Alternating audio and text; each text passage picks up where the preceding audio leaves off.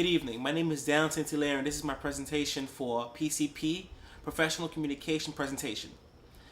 The article I located today from TED Talk was from Eli Praiser. I hope I pronounced that correctly, but basically, the presentation that he presented was regarding the filter bubble. The filter bubble, to his definition, was basically breaking down was Facebook. How Facebook can filter out certain things that he either was searching for as far as his friends.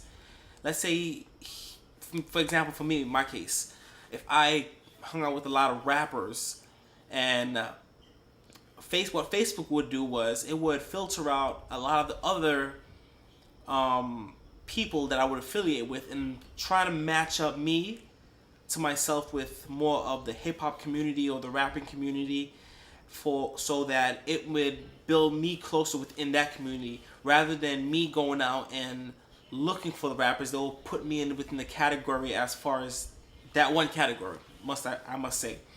So what Eli was coming at was with the filter bubble was that it basically surrounded himself with just things that he would be interested in instead of countless different things in this environment or within our social network that he may not care about, but it will put him in that center of the gravity where he will be affiliated with and what he may like, people that he may want to talk to, same interests. Google started doing that. Other browsing companies started doing that also. Like Google, for instance, started doing something as your search results. He did a really good example with the search results where he had two of his friends search up the same thing.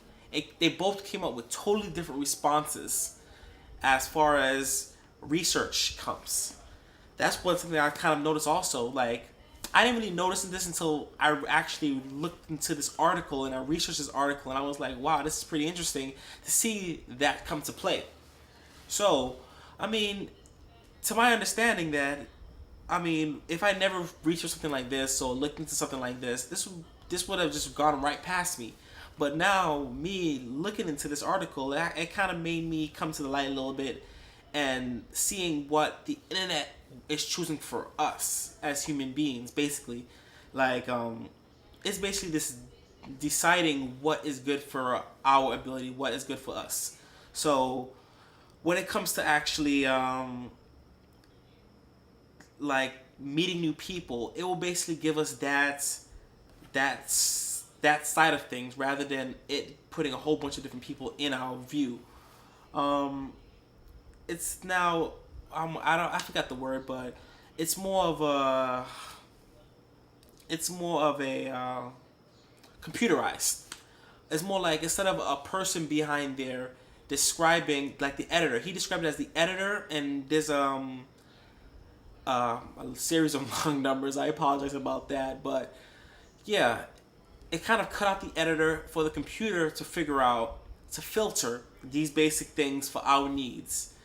And so it kind of set us back in a couple different ways. The reason why, because it's like, within the 1920s, we had the newspaper, basically, which provided us with a series of different things.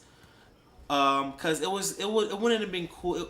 It would have not been cool just to be isolated from the world. But when the newspaper came in, it provided us with the news where we are not just within our community. It provided us with different things that's happening within our area, within our state, within our county, or even country. And it kind of built from them. It didn't just give us a one-sided argument of things. It provided us with full details of what's happening in this day of age. So that's one thing that eliminates from the internet.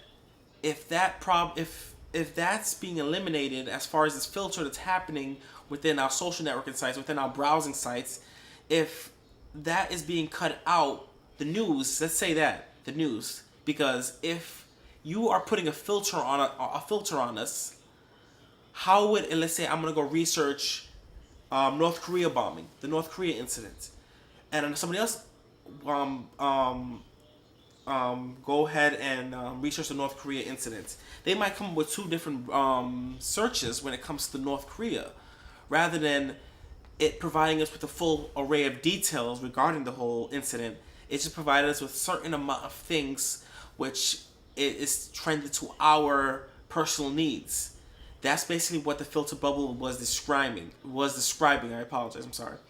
Was describing. Basically, it filters things out according to what we are, according to what our personality, according to where we sit, where our computer is posted at.